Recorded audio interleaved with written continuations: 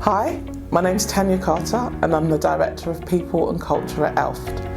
I hope this video message finds you and your families well. I wanted to start this message firstly by saying thank you. Thank you for everything that you've done during this really difficult period. Thank you for everything you've done in the last 12 months. And thank you for working tirelessly to keep our service users and patients safe. And thank you for supporting our staff. The purpose of this message is to summarise some of the things that we've done since the last staff survey and to encourage people to complete the survey. More recently, we focused a lot around well-being.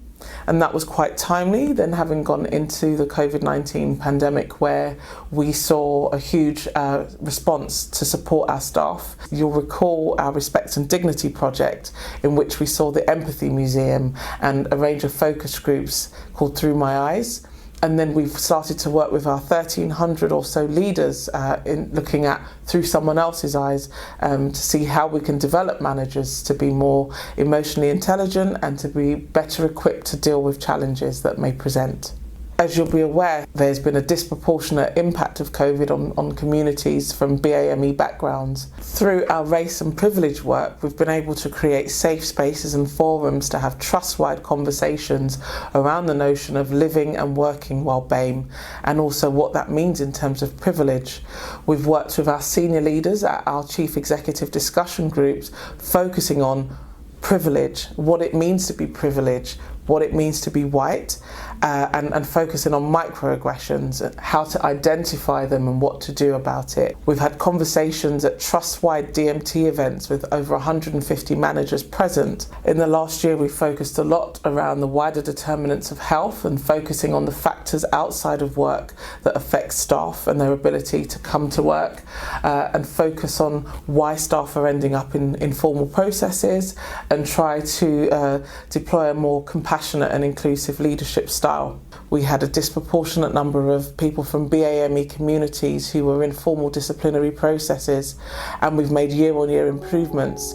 We've worked with service users to review our internal staff processes, and we have service user input in all of our policies and procedures. We are continually working to try and improve our career progression. We've also focused significantly on the COVID response, as mentioned, from freebies to staff, hot meals to staff, trying to secure parking from local authorities, accommodation for staff who were unable to go home because of vulnerable family members. I also want to say thank you to those of you who completed last year's staff survey. We saw a 5% increase and 53% of our workforce completed the staff survey. And what our results told us is that although overall our results were positive, we still have an issue around staff that are experiencing bullying and harassment, violence and aggression, either from colleagues, their managers, service users or members of the public. What's also happened since the last staff survey is that we've seen an increase in complaints, an increase in whistleblowing concerns, and we see that as positive because more people feel able to raise these concerns.